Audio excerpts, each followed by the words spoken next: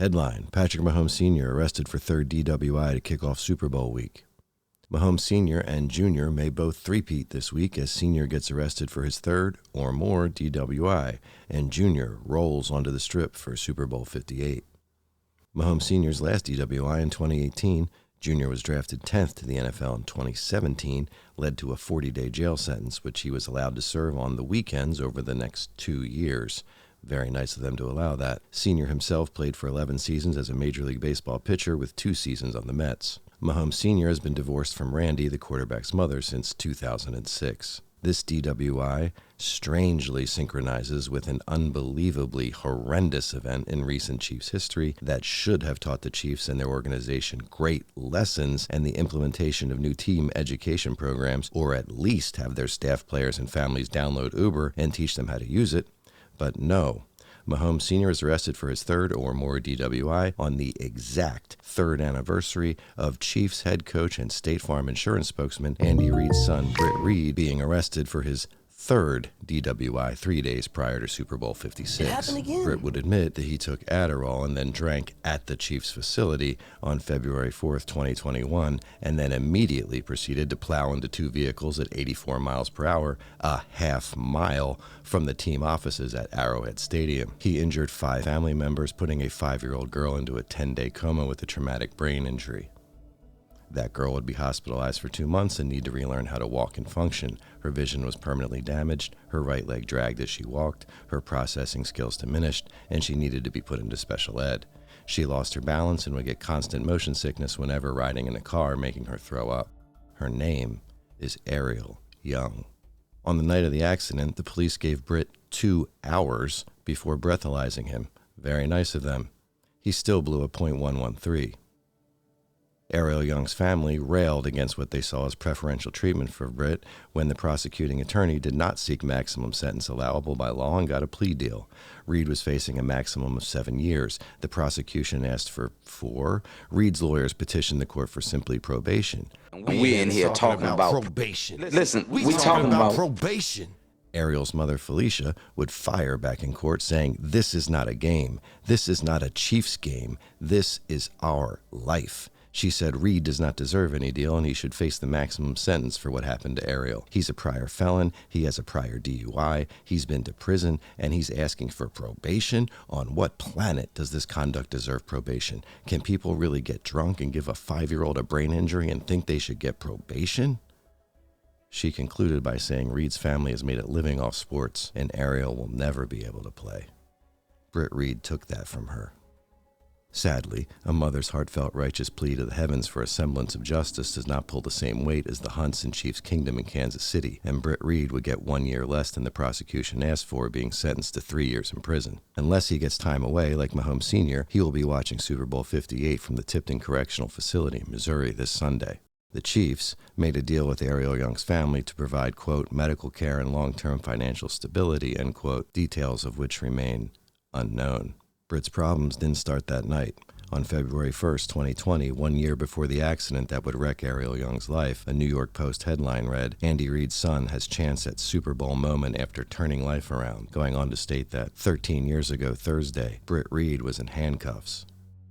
Britt had pointed a handgun at another driver during a road rage dispute on January 30th, 2007. Weapons and drugs were found in his vehicle. He would plead guilty to a string of gun and drug charges, including carrying without a license, a felony, and would be sentenced to 8 to 23 months in jail plus 5 years probation. On that same day, his brother Garrett was involved in a high-speed car chase, ending in him running a red light and smashing his black SUV into a Ford Taurus, seriously injuring a woman who would need to be rescued with the jaws of life. He was unharmed. Police found syringes with heroin, testosterone, and over 200 pills in his vehicle. Amid his legal troubles, Garrett Reid said he got a thrill out of dealing drugs in the low-income Philadelphia neighborhoods just a few miles from his parents' Villanova mansion. Quote, "I liked being the rich kid in that area and having my own high-status life," Reid told a probation officer according to court testimony in November 2007. Quote, "I could go anywhere in the hood. They all knew who I was. I enjoyed it. I liked being a drug dealer," end quote. He was also dealing to suburban and rich friends. At his sentencing hearing, Reid told the judge, "I don't want to die doing drugs. I don't want to be that kid who was the son of the head coach of the Eagles, who was spoiled and on drugs and OD'd and just faded into oblivion," end quote. The judge delivered a verbal blow to the Reid family, saying that they were running a drug emporium out of their residence, and this is a family in crisis. There isn't any structure there that this court can depend upon.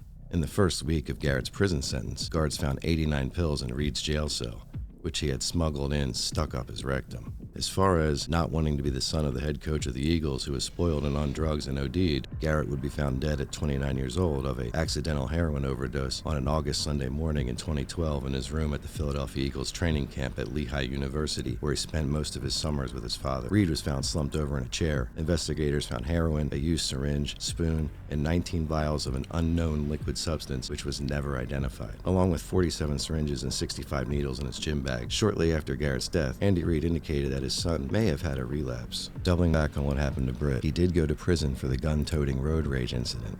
Original sentence, 8 to 23 months. However, while in jail on the road rage charges, Reid was charged with driving under the influence of a controlled substance and drug possession stemming from a separate incident where he drove into a shopping cart in a parking lot while out on bail. He ultimately served just 6 months on the 2 charges. Remember, the original sentence for just the 1 was supposed to be 8 to 23 months and was paroled upon acceptance into a drug treatment program. Very nice of them to do that for him. Upon his release, Reid begins a do-nothing plush professional coaching career, as you do. That included an internship under his father on the Eagles staff and 2 years at Temple University. When Andy Reid was fired by the Eagles and hired by the Chiefs in 2013, Britt accompanied his father and worked his way up from quality control to the less nepotistic-sounding outside linebackers coach, the position he ultimately held when he destroyed Ariel's life.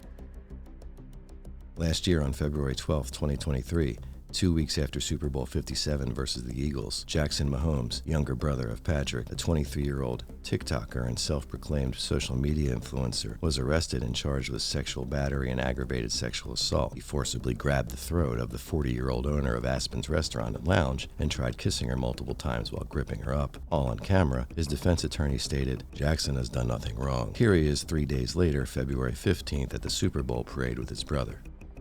Nice. Jackson has been a major asshole several times prior to this worst incident, including being a sore loser and dumping water on Ravens fans after a 1-point loss, feuding with great local Kansas City restaurants for not serving him quick enough while threatening to ruin them on social media, being so disruptive on the sidelines there was talk of banning him, and while Junior was doing an on-field Super Bowl victory interview, Jackson made sure he got himself dead center of the shot before getting screamed off the field by TV crew. But the most sacrilegious of all to NFL fans, since what is some simple assault to most of them, is when Jackson Mahomes danced on the memorial to the late great Sean Taylor during a Chiefs-Washington game in 2021. Sean Taylor himself tragically lost his life defending and protecting his family when a burglar who assumed Taylor would not be home found a machete-wielding Taylor home and ready to defend. The young burglar panicked and shot Taylor dead. Jackson Mahomes acted ignorant and played dumb, a natural role for him. If only Sean Taylor were here today. Jackson Mahomes could learn some lessons about integrity and being a good person, direct. All these stories make one ask, what is going on with the culture around the Chiefs? What are their security and hiring processes if the head coach's son can nepotistically get a coaching position with multiple DUI, gun, and illegal drug charges in his past and then proceed to drink at work and put a girl into a coma while pulling out from Arrowhead parking lot? That would be the same head coach who also had a second son who OD'd at work at training camp while a member of the Eagles' strength and conditioning crew. Don't worry about those steroids, nothing to see here. The same head coach whose psychopathic, devoid of any human feeling response to Ariel Young while she was still in a coma can be seen here. Again, my heart goes out to that young lady, that little girl. My heart goes out to her, yeah. Anyways, with that, time's yours. Doubling down, Mahomes Sr. not only didn't learn his lesson from Britt destroying Ariel Young's life, he goes out to commit his 6th DUI on that anniversary. Talk about insult to injury. And to ice this Super Bowl cake, Andy Reid is the paid spokesman and on every single commercial for State Farm Insurance.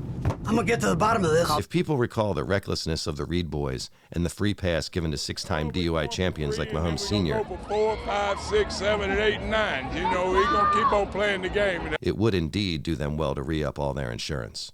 Don't drink and drive. Remember Ariel Young and those innocent victims caught in the 2-tier justice crossfire. And remember, you aren't in that second tier. This has been a Real Sports History News headline. If you enjoyed this content, please like and subscribe to the channel. Keep it real.